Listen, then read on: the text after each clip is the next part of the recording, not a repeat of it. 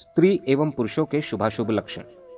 श्रीहरि ने कहा, अब मैं सामुद्रिक शास्त्र में कहे गए स्त्री और पुरुष के शुभाशुभ लक्षणों का वर्णन करता हूं, जिन्हें जान लेने से भूत तथा भविष्य का ज्ञान हो जाता है। मार्ग में गमन करने पर विषम रूप से पड़ने वाले कषाय वर्ण से युक्त विचित्र प्रकार के बने हुए चरण वंश का नाश करते हैं। शंखवाकार चरणों से युक्त मनुष्य ब्रह्म हत्या करता है तथा अगम्या स्त्री के साथ रमण करने की इच्छा रखता है। विरल रोम भाग युक्त जंघा तथा हाथी के सूंड के समान सुंदर उरु भागों वाले अंग राजा के शरीर में सुशोभित होते हैं। दरिद्र की जंघाएं सियार की जंघाओं के समान होती हैं। कुंचित केश राशि वाले मनुष्य की मृत्यु विदेश में होती है। मांस रहित जानु प्रदेश वाला व्यक्ति सौभाग्यशाली होता है। अल्प और छोटी छोटी जानुओं के होने से मनुष्य स्त्री प्रेमी तथा विशाल विकटाकार होने पर दरिद्र होता है। मांस से भरपूर जानुओं के होने पर मनुष्य को राज्य की प्राप्ति होती है। बड़ी जानुओं के होने पर मनुष्य दीर्घायु होता है। मांसल स्फिक अर्थात कुल्हा प्रदेश वाला व्यक्ति सुखी तथा सिंह के समान स्फिक होने पर वो राजपुरुष माना गया है। इसी प्रकार सिंह के सदृश कटि प्रदेश के होने पर वो राजा होता है, किंतु कपि के समान कटिभाग वाला व्यक्ति निर्धन होता है। समान कक्ष अर्थात काक प्रदेश वाले अत्यधिक भोग विलासी होते हैं। निम्न कक्षाओं वाले धनहीन तथा उन्नत एवं विषम कक्षाओं वाले कुटिल होते हैं। मत्स्य के समान उदर वाले प्रचुर धनवान होते हैं।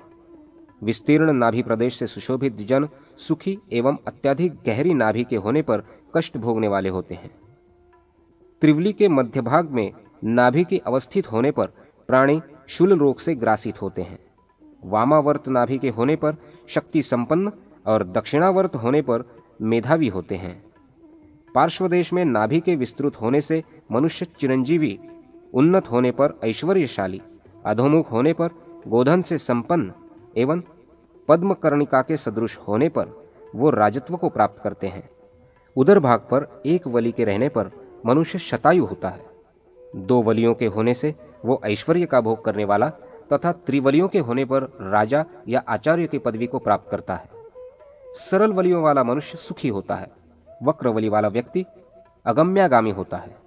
जिसके दोनों पार्श्व भाग मांसल होते हैं वो राजा होता है। मृदु, कोमल, सुंदर और समभाग की दूरियों पर अवस्थित दक्षिणावर्तीय रोम राशियों से सुशोभित व्यक्ति भी राजा होते हैं। यदि उदर प्रदेश पर इन लक्षणों के विपरीत रोम राशियां होती हैं तो ऐसे मनुष्य दुष्ट कर्म करने वाले, निर्धन तथा सुख से रहित होते हैं। समुन्नत, मांसल तथा कंपन रहित विशाल वक्षस्थल राजाओं का होता है। अधम जनों का वक्षस्थल जो गर्दभों की रोम राशि के समान कर्कश तथा रोमवलियों से युक्त स्पष्ट परिलक्षित होने वाली नसों से व्याप्त रहता है। समतल वक्षस्थल वाले मनुष्य धन संपन्न होते हैं। पीन वक्षस्थलों से युक्त प्राणी शक्ति संपन्न होता है। विषम वक्षस्थल के होने पर मनुष्य निर्धन होता है और उसकी मृत्यु शस्त्राघात से होती है। स्कंध प्रदेश के संधि स्थान में विषमता तथा अस्थि संलग्नता के होने पर भी मनुष्य निर्धन होते हैं। उन्नत स्कंध प्रदेश के रहने से व्यक्ति भोगी, निम्न होने पर धनहीन तथा स्थूल होने पर धनी होते हैं। चिपटाकार कंठ से युक्त मनुष्य निर्धन, शुष्क एवं उन्नत शिराओं से व्याप्त गले वाला सुखी होता है। महिष के सदृश ग्रीवा वाला वीर तथा मृग के समान कंठ वाला शास्त्रों में पारंगत होता है। शंख के समान ग्रीवा वाला मनुष्य राजा और लंबे कंठ वाला मनुष्य भोजन करने वाला होता है। रोम रहित एवं मुड़ा हुआ पृष्ठ प्रदेश शुभ तथा उसके विपरीत रहने पर अशुभ माना गया है। पीपल पत्र के सदृश सुगंधित तथा मृग के सदृश रोम वालियों वाली कक्षाएं उत्तम होती हैं। इसके विपरीत कक्षाओं के जो लक्षण होते हैं वो निर्धन की दरिद्रता के कारण है। मांसल, श्लिष्ट, विशाल, बलिष्ठ, वृत्ताकार तथा जानु पर्यंत लंबी सुंदर भुजाएं राजा की होती हैं। प्रचुर रोमावलियों से युक्त छोटे छोटे हाथ निर्धन के होते हैं। हाथी की शूंड के समान सुंदर भुजाएं श्रेष्ठ मानी गई हैं। भवन में वायु प्रवेश के लिए बने द्वार के समान बनी हुई अंगुलियां शुभ होती है। मेधावी जनों की अंगुलियां छोटी होती है। चिपटाकार अंगुलियां भृत्यों में पाई जाती है। स्थूल अंगुलियों के होने पर मनुष्य निर्धन होते हैं। जब मनुष्य की अंगुलियां कृश होती है तो वो विनयी होते हैं। बंदर के सदृश हाथ के होने पर मनुष्य निर्धन और बाघ के समान होने पर बलवान होते हैं। करतल भाग के निम्न होने से मनुष्य पिता के द्वारा संचित धन को नष्ट करने वाला होता है। मणिबंध के सुगठित, श्लिष्ट तथा सुगंधयुक्त होने पर व्यक्तियों को राजपद की प्राप्ति होती है। कटे फटे करभाग से युक्त, शब्द करने वाले मणिबंध के रहने से मनुष्य धनहीन और नीच प्रकृति के माने जाते हैं। संवृत्त अर्थात गोलाकार एवं गहरे करतलों के होने से मनुष्यों को धनवान कहा गया है। उन्नत करतलों के होने पर व्यक्ति दानी और विषम भाग वाले व्यक्ति कठोर होते हैं। लाक्षारस के समान करतलों के होने से प्राणी राजा होते हैं। पीत वर्ण वाले करतलों से युक्त व्यक्ति परस्त्री के साथ रमण करने वाले होते हैं। जिनके हाथ और तल प्रदेश रूखे हैं वो मनुष्य निर्धन होते हैं। तुष अर्थात भूसी के समान रंग से युक्त नख वाले लोग नपुंसक, कुटिल तथा फटे हुए नख वाले धनहीन होते हैं। विवर्ण नख वाले दूसरे के साथ तर्क करने वाले होते हैं। ताम्र वर्ण के सदृश रक्ताभ नख वाले मनुष्य राजा होते हैं। यव चिन्ह से युक्त अंगुष्ठ वाले व्यक्ति अत्यधिक धन वैभव से युक्त होते हैं। अंगुष्ठ के मूल भाग में यव चिन्ह के होने से व्यक्ति पुत्रवान होता है। लंबे पर्वों से युक्त अंगुलियों के होने पर दीर्घायु तथा पुत्र पौत्रादि से परिपूर्ण होता है, किंतु विरल अंगुलियों वाला व्यक्ति निर्धन होता है। सघन अंगुलियों के होने से मनुष्य धन संपन्न होता है। मणिबंध से निकलकर 3 रेखाएं जिसके करतल भाग को पार कर जाती हैं वो राजा होता है। 2 मत्स्यांकित करतल भाग वाला पुरुष यज्ञकर्ता एवं दानी होता है। वज्राकार चिन्ह वाले करतल धनी जनों के होते हैं। विद्वान का करतल भाग मीन पुच्छ के चिन्ह से अंकित होता है। राजा के करतल में शंख, छत्र, शिविका अर्थात डोली, गज और पद्माकार चिन्ह रहते हैं। अतुलनीय ऐश्वर्य संपन्न राजा के करतल में कुंभ, अंकुश, पताका तथा मृणाल के समान चिन्ह रहते हैं। गोधन के स्वामी जनों के करतलों में रस्सी के चिन्ह होते हैं। जिसके हाथ में स्वस्तिक का चिन्ह होता है वो सम्राट होता है। राजा के हाथ में चक्र, कृपाण, तोमर, धनुष और भाले के आकार के चिन्ह होते हैं। ओखली के चिन्ह से युक्त व्यक्ति यज्ञादि कर्मकांडों में निष्णात होता है। जिनके हाथों में वेदिकाकार रेखा होती है वो अग्निहोत्री होते हैं। वापी, देवकुल्या तथा त्रिकोण रेखाओं के रहने पर मनुष्य धार्मिक होता है। अंगुष्ठ मूल तक रेखा के होने से व्यक्ति पुत्रवान होते हैं। यदि वो रेखाएं सूक्ष्म होती हैं तो उन्हें कन्याएं होती हैं। कनिष्ठिका के मूल से निकलकर तर्जनी के मूल तक रेखा का विस्तार होने पर मनुष्य शतायु होता है, किंतु किसी स्थान पर उसके विच्छिन्न होने पर प्राणी को वृक्ष से गिरकर मृत्यु का भय बना रहता है। बहुत सी रेखाओं के होने से मनुष्य दरिद्री होते हैं। चिबुक अर्थात ठुड्डी के कृश होने पर मनुष्य को धनहीन समझना चाहिए, किंतु जितनी ठुड्डियां मांसल होती है वो धन संपदाओं से परिपूर्ण होते हैं। अरुणाभ विंबा फल के समान सुंदर अधरों से सुशोभित मुख राजाओं का माना गया है, किंतु जिसके ओष्ठ रुखे, खंडित, फटे हुए तथा विषम होते हैं वो निर्धन होते हैं। स्निग्ध अर्थात चिकने, चमकते हुए, सघन एवं समान भाग वाले सुंदर तीक्ष्ण दांतों का होना शुभ है। रक्तवर्ण की समतल, चिकनी एवं दीर्घ जिह्वा श्रेष्ठ होती है। राजाओं का मुख कठोर, सम, सौम्य, गोल, मल रहित तथा स्निग्ध होता है। दुख भोगने वाले लोगों में इन लक्षणों के विपरीत लक्षण होते हैं। कुत्सित एवं भाग्यहीनों को स्त्रीमुखी पुत्र प्राप्त होता है। धनी लोगों का मुख गोलाकार तथा निर्धनों का मुख लंबा होता है। पाप कर्मा का मुख भयाक्रांत होता है। धूर्तों के मुख चौकोर, पुत्रहीनों के निम्न एवं कंजूसों के छोटे मुख होते हैं। भोगी जनों का मुख सुंदर, आभामय, मूछों से युक्त, स्निग्ध, शुभ तथा कोमल होता है। चौवृत्ति वाले व्यक्ति निस्तेज, मुरझाई हुई लाल वर्ण की दाढ़ी और मूछों वाले होते हैं। रक्त वर्ण के थोड़े तथा कड़े बाल युक्त दाढ़ी वाले और छोटे छोटे कानों वाले मनुष्य की मृत्यु पाप कर्म करने से होती है। मांस रहित चिपटे कानों वाले लोग भोगी और अत्यंत छोटे छोटे कानों से युक्त मनुष्य कंजूस होते हैं। शंक्वाकार कानों के होने पर मनुष्य राजा होता है तथा रोम राशि से भरे होने पर उसे तीक्ष्ण आयु की प्राप्ति होती है। बड़े कानों वाले धनी अथवा राजा माने जाते हैं। स्निग्ध, विस्तृत, मांसल तथा दीर्घ कानों वाले राजा होते हैं। निम्न गंडस्थल वाला भोगी और पूर्ण सुडौल एवं सुंदर होने पर मनुष्य मंत्री होता है। सुग्गे की नासिका के समान सुंदर नासिका वाला व्यक्ति सुखी और शुष्क नासिका वाला दीर्घजीवी होता है। नासिका का अग्रभाग छिन्न तथा कूप के समान नासिका के होने पर मनुष्य अगम्य स्त्री के साथ सहवास करता है। दीर्घ नासिका के रहने पर सौभाग्यवान एवं आकुंचित अर्थात टेढ़ी नासिका होने से व्यक्ति चौर कार्य में प्रवृत्त होता है। नासिका के चिपटी होने पर मनुष्य की अकाल मृत्यु होती है। भाग्यवान की नासिका छोटी होती है। चक्रवर्ती सम्राट की नासिका में छोटे छोटे गोल और सीधे छिद्र होते हैं। दक्षिण भाग की ओर नासिका के वक्र होने पर मनुष्यों में क्रूर स्वभाव होता है। वक्र उपांत भागों से युक्त तथा पद्म पत्र के समान सुंदर नेत्र सुखी लोगों के होते हैं। बिल्ली के सदृश नेत्रों के होने पर मनुष्य पापात्मा तथा मधु पिंगल वर्ण वाले नेत्रों के होने पर वो दुरात्मा होता है। केकड़े के नेत्रों की भांति नेत्र होने से व्यक्ति क्रूर और हरित वर्ण के नेत्र वाले पाप कर्म में अनुरक्त होते हैं। वक्र नेत्र बलवान पुरुषों का लक्षण है। हाथी के समान नेत्रों वाले मनुष्य सेनानी होते हैं। गंभीर नेत्रों वाला पुरुष राजा तथा स्थूल नेत्रों वाला मंत्री होता है। नील कमल के सदृश नेत्रों के होने पर व्यक्ति विद्वान तथा श्याम वर्ण के नेत्र वाले सौभाग्यशाली होते हैं। कृष्ण वर्ण के तारक बिंदुओं से युक्त नेत्रों वाले पुरुष में उत्पाटन क्षमता होती है। मंडलाकार नेत्रों के होने पर व्यक्ति पापी तथा दैन्य भाव युक्त नेत्र वाले मनुष्य दरिद्र होते हैं। सुंदर एवं विशाल नेत्रों वाले संसार में विभिन्न प्रकार के सुखों का उपभोग करते हैं। जिनके नेत्र अधिक उन्नत अर्थात ऊपर की ओर अधिक उठे हुए होते हैं वो अल्पायु होते हैं। विशाल और उन्नत नेत्रों के होने पर मनुष्य सुखी होते हैं। विषम भौहों वाले दरिद्र होते हैं तथा दीर्घ सघन एक दूसरे से संयुक्त बाल चंद्र के सदृश पतले वक्र एवं उन्नत सुंदर भौहों से सुशोभित प्राणी धन वैभव से संपन्न होते हैं। मध्य भाग में कटी हुई भवों के होने पर मनुष्य निर्धन तथा झुकी हुई भवों के होने से अगम्य स्त्रियों में रत रहने वाले और पुत्र से रहित होते हैं। उन्नत विशाल शंखाकार एवं विषम मस्तक होने पर पुरुषों में निर्धनता और अर्धचंद्रकार ललाट के होने पर वो धन संपत्ता से परिपूर्ण रहते हैं।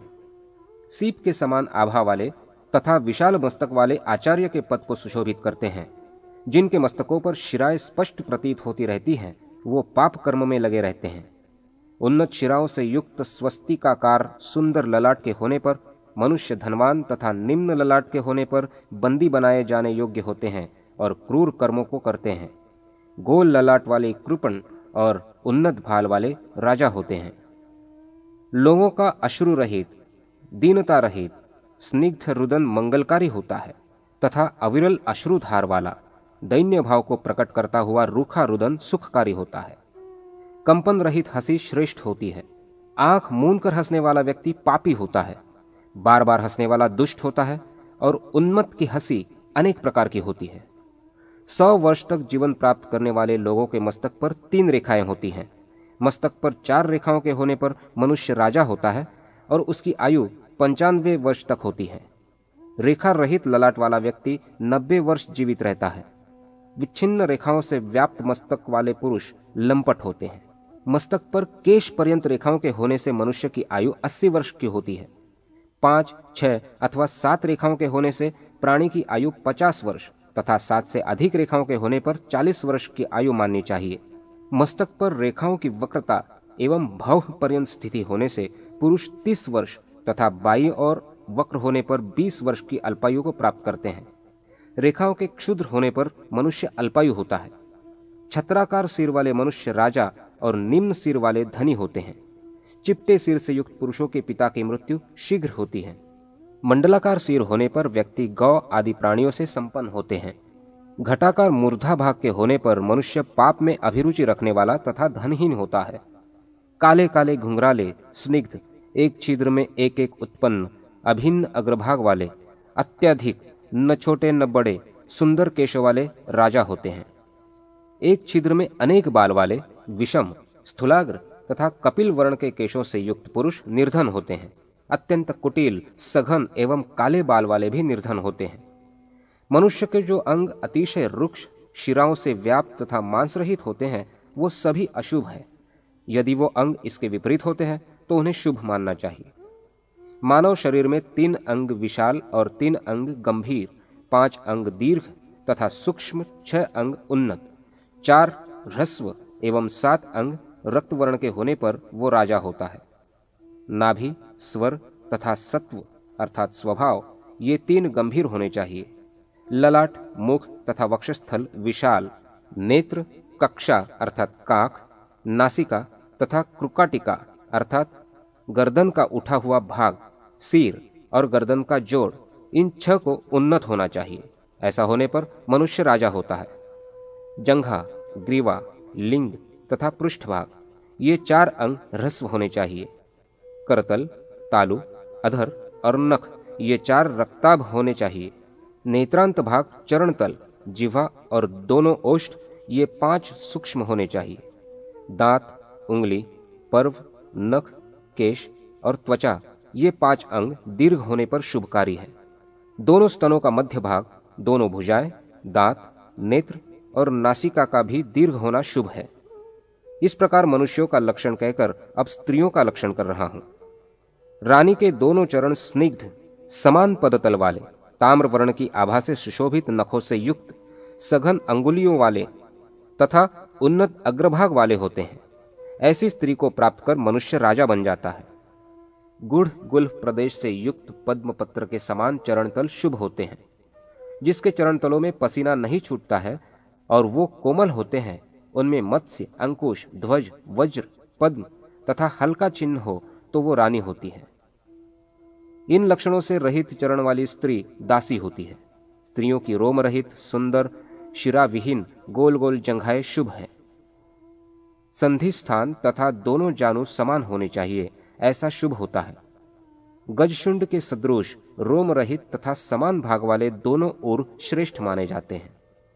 विस्तीर्ण, मांसल, गंभीर, विशाल तथा दक्षिणावर्त नाभि तथा मध्य भाग में त्रिवलियां श्रेष्ठ होती है। स्त्रियों के रोम रहित, विशाल, भरे हुए, सघन एवं समान भाग वाले कठोर स्तन प्रदेश शुभ हैं।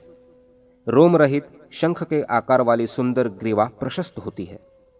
अरुणाभ अधरोष्ठ वाला तथा वर्तुलाकार मांसल भरा हुआ मुख श्रेष्ठ होता है।